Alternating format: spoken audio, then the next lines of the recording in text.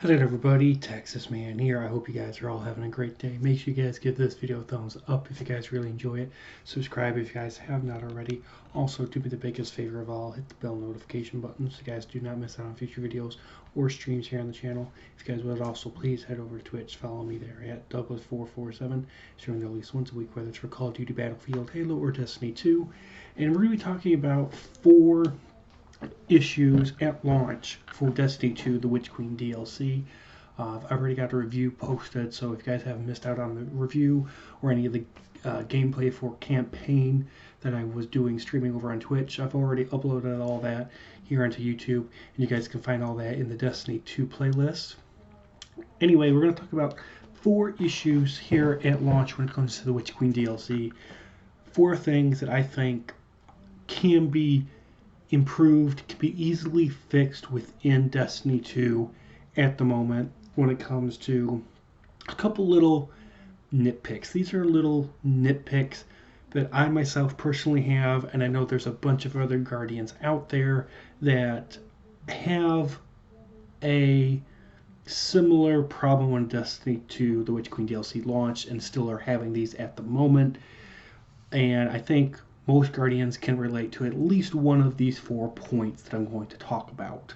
So the first one I want to talk about is the crafting system. Now, being able to craft certain pieces of weaponry to equip to your Guardian to go out and shoot aliens in the face is a great concept. It's something that most MMOs and RPG systems and games do have already implemented into them when they launch, and now that it's 5 years after Destiny 2 has come out, we're finally getting it, and I'm happy that we finally do have a crafting system in the game.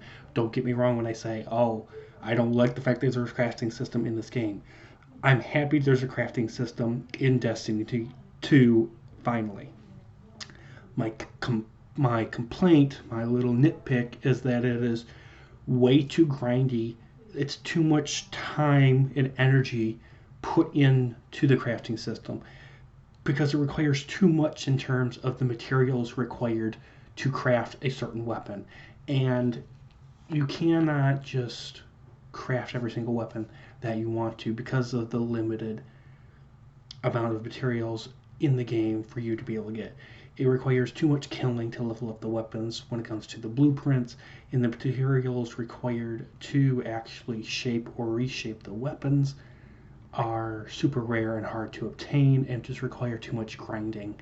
And it forces it where you're only able to shape and then maybe reshape later 1 to 2 weapons within 2 to 3 months, depending on how much time you put in. I mean, if you are playing Destiny 2 religiously and that's all you do for a job for 8 hours, then I'm sure you'll get all the materials required to shape and reshape all of the weapons.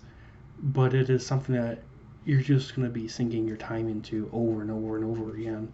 And it's going to add a repetitive nature that I think most casual players are not going to find enjoyable eventually, until they make the requirements for the materials that you need or how you can obtain them in a faster manner possible for the casual people. I know there's a lot of Guardians out there, they only can play maybe 2 to 3 hours a week. The crafting system for those types of people is not good for these types of people. So that's the first thing I want to address that needs fixing.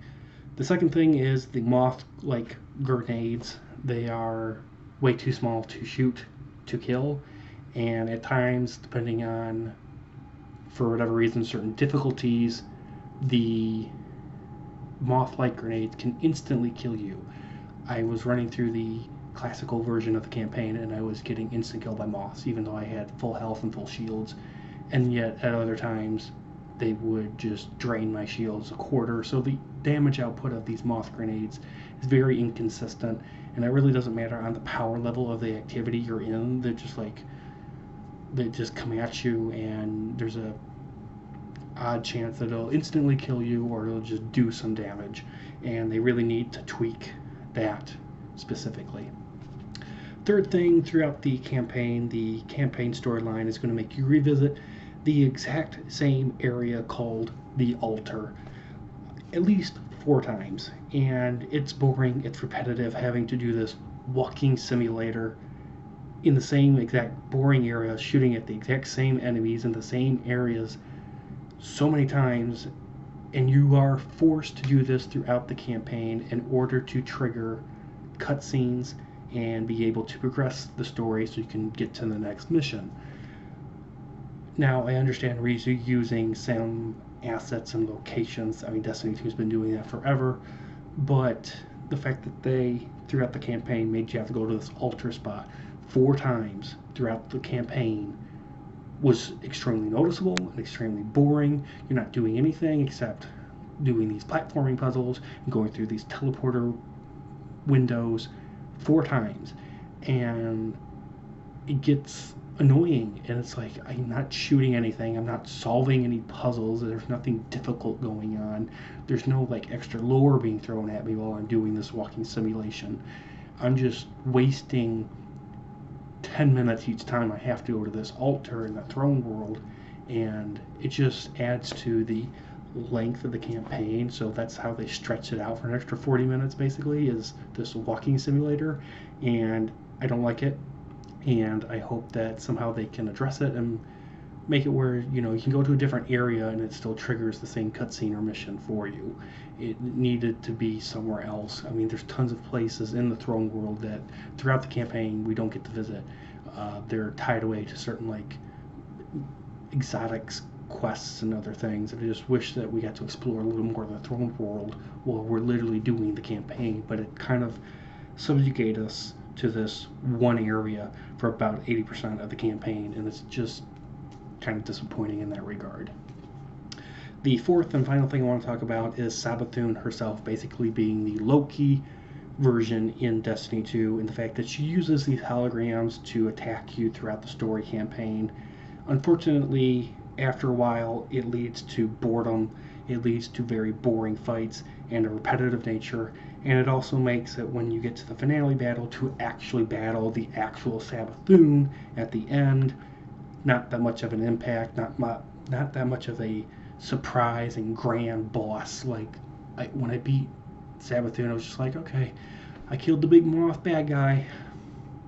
I didn't have the same enthusiasm or impact that I had when I finished Destiny 1's campaign, or I defeated Oryx or Crota or Destiny 2's bad guys in the past. I have a memory of when I was killing the Barons in the Forsaken DLC, or we freeze the big bad fallen person in the ending of Beyond Light. But when it comes to Savathun, the impact and memory of me killing Savathun just isn't going to have a gigantic impact, because I'm like, I was constantly killing all of her holograms beforehand so many times. It's like, oh look, it's Savathun actually, and she's actually attacking me with all of her light supers. It just felt super similar to a past game, Halo 5 Guardians, where that game had an issue where you're fighting the same boss over and over and over again throughout the story. When you actually get to kill them, it just doesn't have that same weight and impact. And unfortunately, that's the same thing that happened with Savathun in the Destiny 2 Witch Queen campaign. You keep killing her over and over and over again, so you think, and then you actually do get to defeat her. It just doesn't have that same weight and gravitas that I think Bungie expected.